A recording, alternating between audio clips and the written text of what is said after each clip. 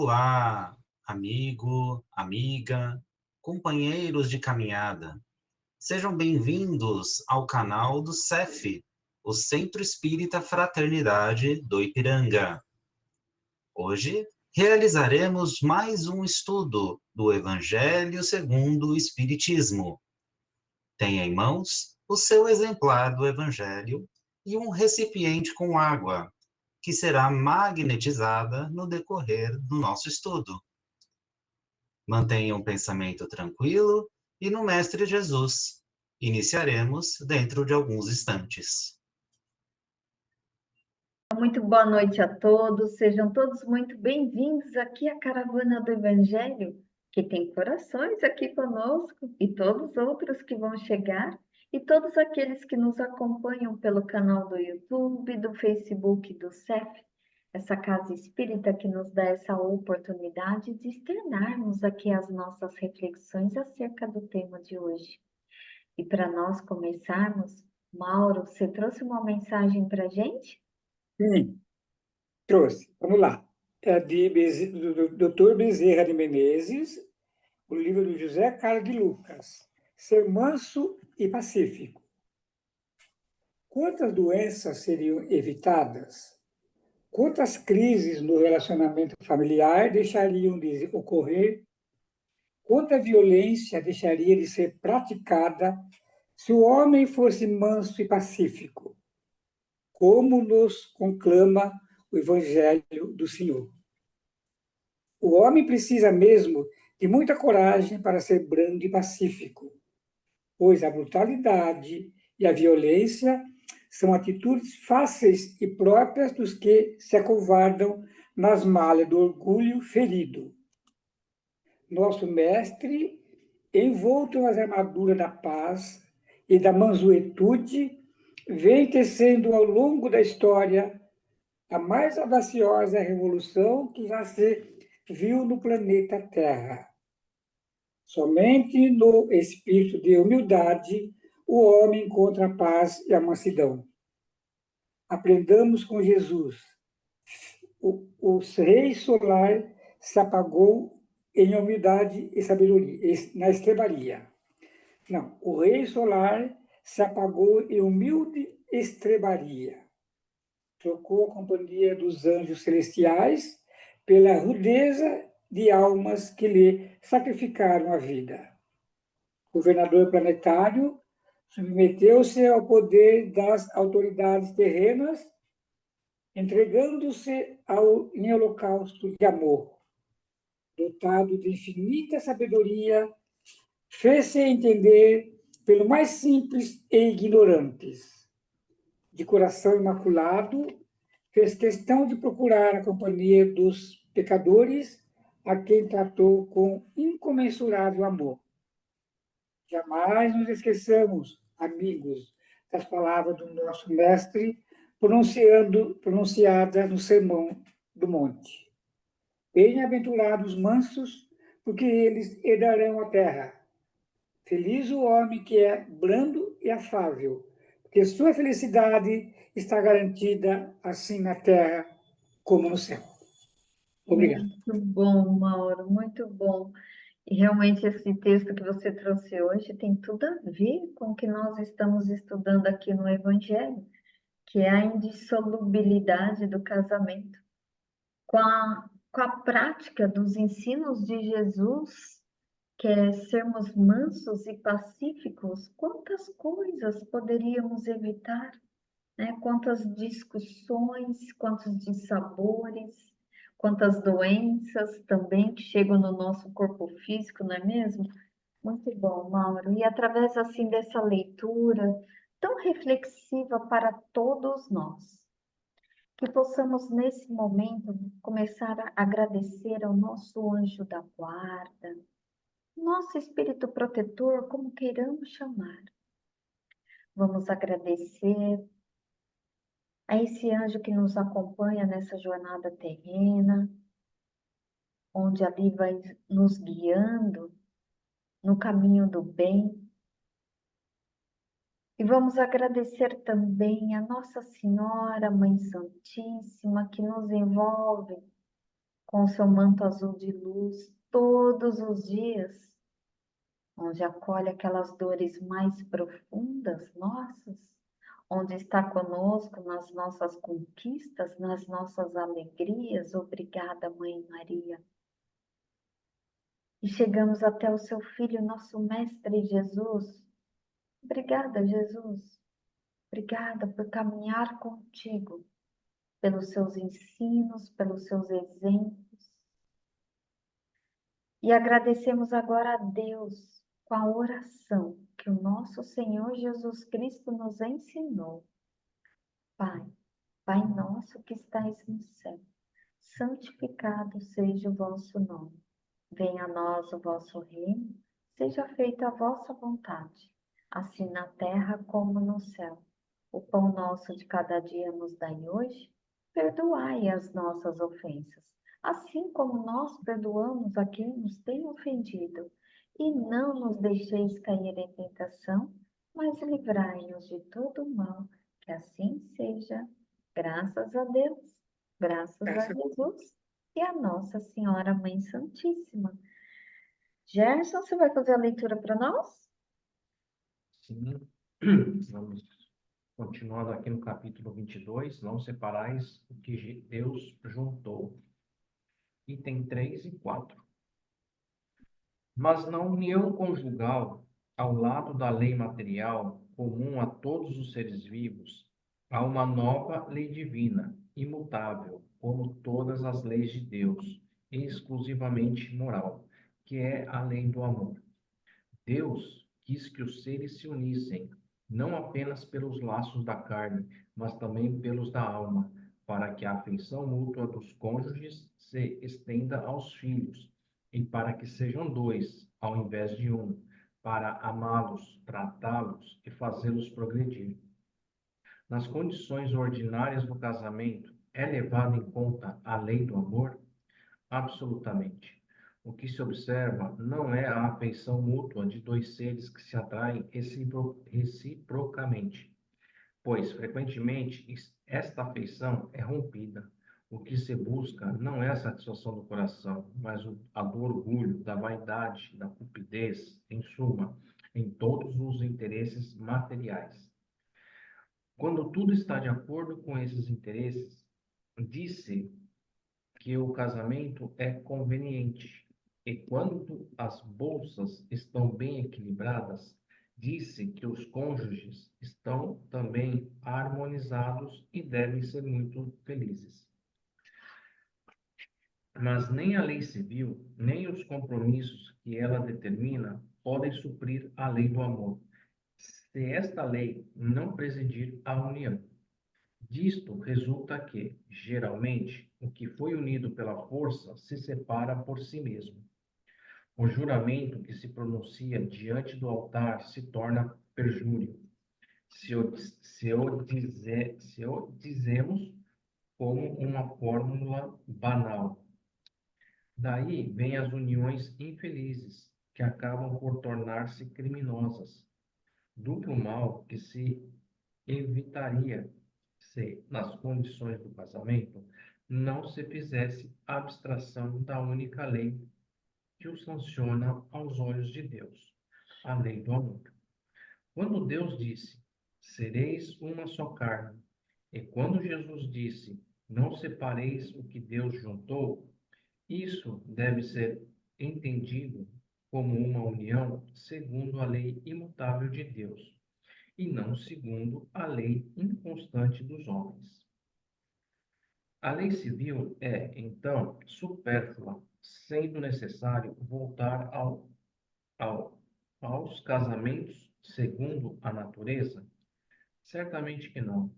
A lei civil tem por objetivo regulamentar as relações sociais e os interesses das famílias, segundo as exigências da civilização. É por isso que ela é útil, necessária, mas variável. Deve ser previdente, pois o homem civilizado não pode viver como o selvagem, mas nada, absolutamente, impede que ela seja o corolário da lei de Deus. Os obstáculos ao cumprimento da lei divina decorrem dos preconceitos sociais e não da lei civil. Esses preconceitos, bem vivos ainda, perderam o seu poder junto aos povos esclarecidos e desaparecerão com o progresso moral, que abrirá, enfim, os seus olhos para os males incontáveis, as faltas e até mesmo os crimes que resultam das uniões contraídas com vistas apenas aos interesses materiais. E perguntaremos um dia se é mais humano, mais caridoso e mais moral ligar um ao outro dois seres que não podem viver juntos ou restituir-lhes a liberdade, já que a perspectiva de uma cadeia indissolúvel não aumenta o número das uniões irregulares. Obrigada, Gerson, por essa leitura. E olha só, aqui a gente continua a nossa reflexão da semana passada, que a gente já viu o item 1 e 2, no qual a gente comentou, né, sobre a indissolubilidade do casamento. Então, a instituição, como o texto coloca aqui, que é a instituição do casamento para a formação de uma família constituída por pais, filhos, né? Ela é regida realmente por duas leis aí, a civil e a divina.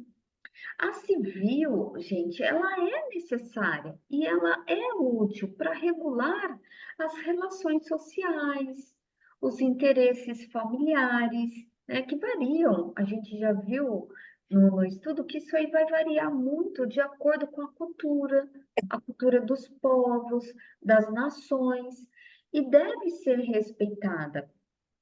Porém, nada impede que a lei divina seja parte e que seja o maior elo, que é a lei do amor. Então, vimos aqui pelo texto que, e na vida real, que casamentos sem afeto e por outros interesses, eles não são, né, guiados ali pela lei divina. Mas o afeto dos cônjuges é necessário. É necessário para que tenha uma vida de elevação espiritual, para que se passe, né, todos esses ensinamentos para que se perpetuem para os filhos e para os próximos ali. Então, caso essa convivência ela não é mais afetuosa, com respeito, com companheirismo, a lei civil ela entra em ação. Então, ela é necessária. Então, assim, a reflexão proposta aqui para a gente, diante desse texto, é a gente se perguntar: é mais humano e caridoso manter unido dois seres que se fazem infelizes ou permitir que cada um retorne à sua liberdade? Então, esse texto aqui, ele traz essa reflexão para a gente. Porque a verdadeira união é aquela que eleva espiritualmente os envolvidos, contribui para o bem da família, né? Como já mencionei aqui. Quando duas almas se unem com amor, respeito e propósito comum, essa ligação ela transcende, gente. Ela pode transcender aí a encarnação mesmo, né?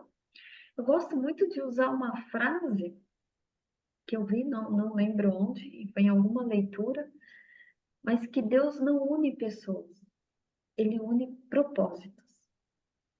E quando você para analisar, realmente é desse jeito, gente, né? Então, assim, quando tem um propósito ali, o amor, ele tá junto, gente. Então, é muito legal. Então, olha só, Deus não une pessoas, une propósitos.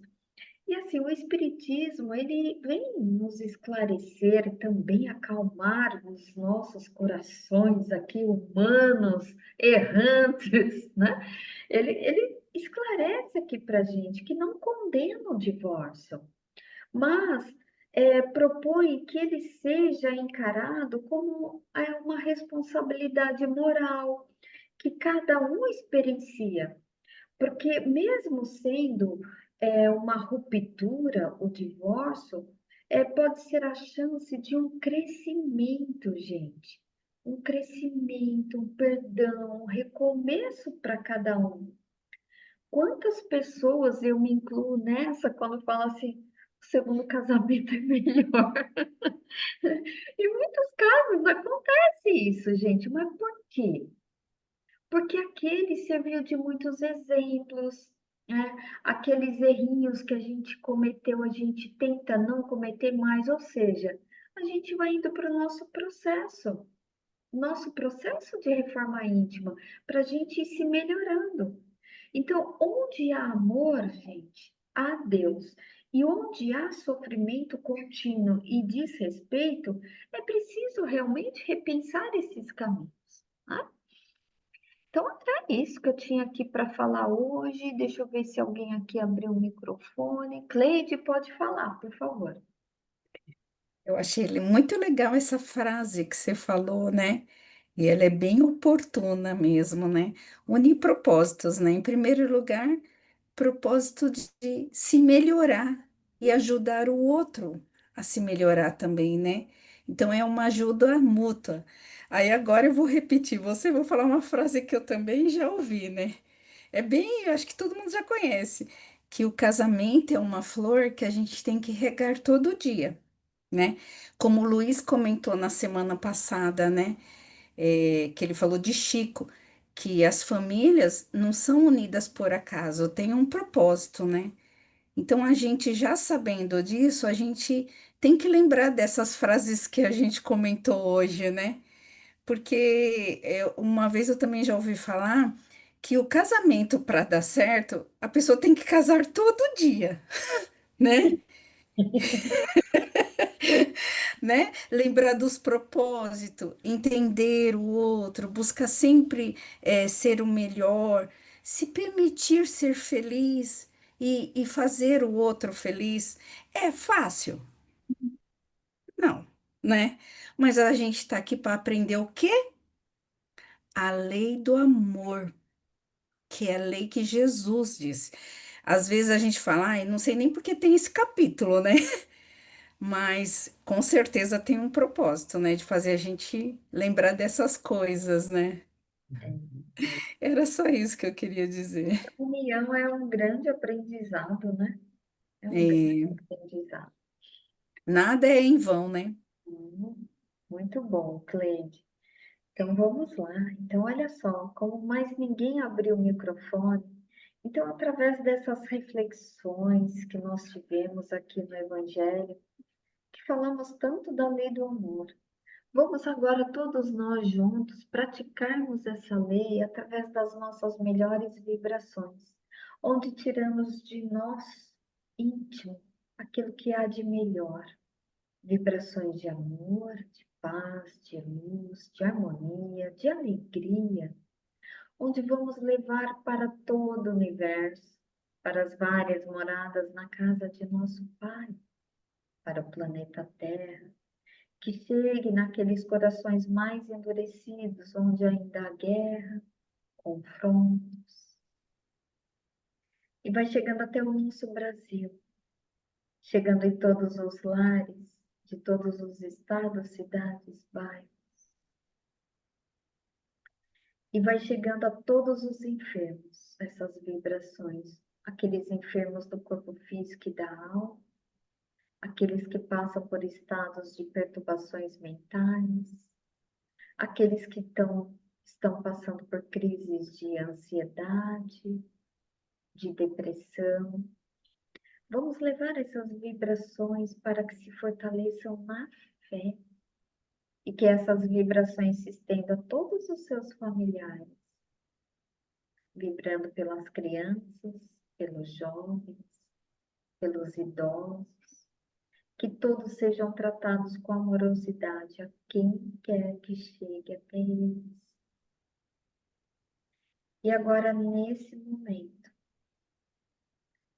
nós vamos pedir humildemente que Jesus, a sua luz, adentre pela porta da frente de nosso lar, onde vai passando, limpando, higienizando, retirando todas as energias que não são necessárias a nós. Vai transmutando, trazendo a sua luz, Mestre Jesus. Vai passando por cada cômodo, abençoando a todos que residem conosco, incluindo todas as formas de animaizinhos, de plantinhas. E nesse momento, nosso Mestre Jesus, coloque em nossas águas aquilo que necessitamos para que possamos ter mais uma semana linda e abençoada na sua seara, onde aqui nos comprometemos, nos esforçarmos para colocar os seus ensinos, a lei do amor em prática, para com os nossos familiares, amigos, ambientes de trabalho e a quem quer que chegue até nós. E assim, agradecidos pelo Evangelho de hoje, nós rendemos graças a Deus, graças Graças a a Deus. Jesus e graças a Nossa Senhora Mãe Santíssima, gente. E até a semana que vem, com fé em Deus. Tchau, tchau.